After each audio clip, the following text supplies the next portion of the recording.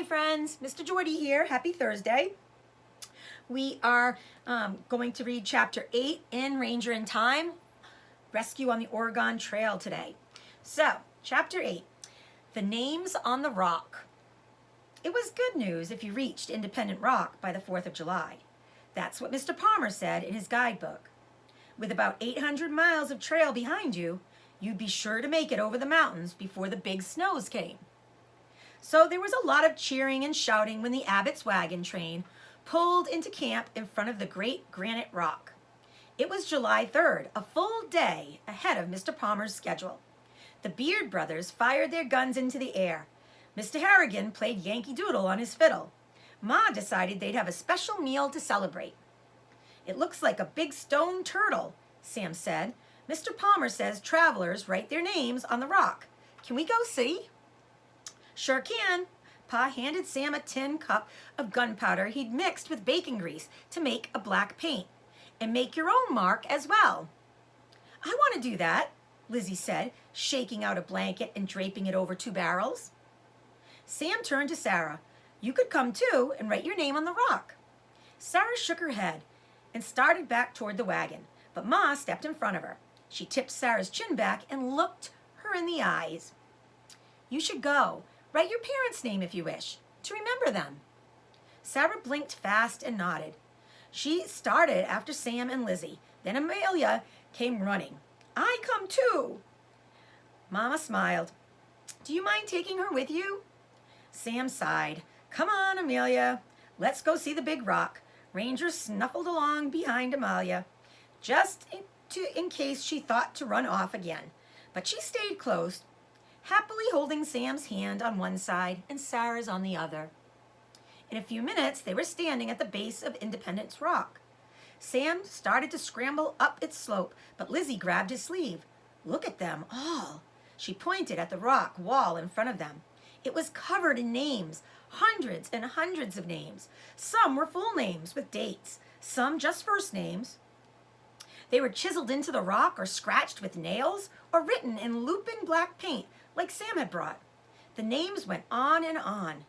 There are so many, Lizzie whispered. Sarah ran her hand over the inscriptions. S. Lean. M. B. Lean. She whispered the names aloud. They were just here a couple of months ago. They ran their hands over the sun-warmed rocks, calling out the names until Sarah gasped and jerked her hand back. What happened? Are you okay? At first, Sam was worried a snake had bitten her. Rattlers were common out here. But Sarah didn't look hurt. She looked happy for the first time in weeks. My uncle. She pointed to a name on the wall. Sam and Lizzie leaned in close to see. It was carefully written in tar, weathered some by rain and sun and wind, but as clear as could be. Aaron Robert Clark. Sarah pressed her hand flat against the name as if she could reach through the stone to hold his hand. He's waiting for us in Salt Lake City. Uncle Aaron, Aunt Helen, and Elsa, and Margaret, and Abram, and Mercy. They're all waiting for us to come, she whispered, and her eyes filled with tears. Well, just waiting for me now, I guess. But she smiled, and Sam thought he understood why. It must have felt good to remember she still had family. Sarah wiped her wet cheeks with her hand, and Ranger licked the salty tears from her fingers. You want to write your name next to your uncle's? Sam held up the gunpowder and bacon grease mixture. Sarah nodded and dipped her fingers into the gritty paint. Carefully, beside her uncle's name, she wrote her own. Sarah Margaret Ferguson, July 3rd, 1850. Then she dipped her finger in the paint and lifted it to the rock again. In, she paused, then looked up at Lizzie. How do you spell remembrance? Lizzie spelled it out, and Sarah carefully marked the letters in paint on the rock. In remembrance, Rebecca Ann Ferguson and Charles Joseph Ferguson. Will you write yours close to mine? Sarah asked Sam and Lizzie.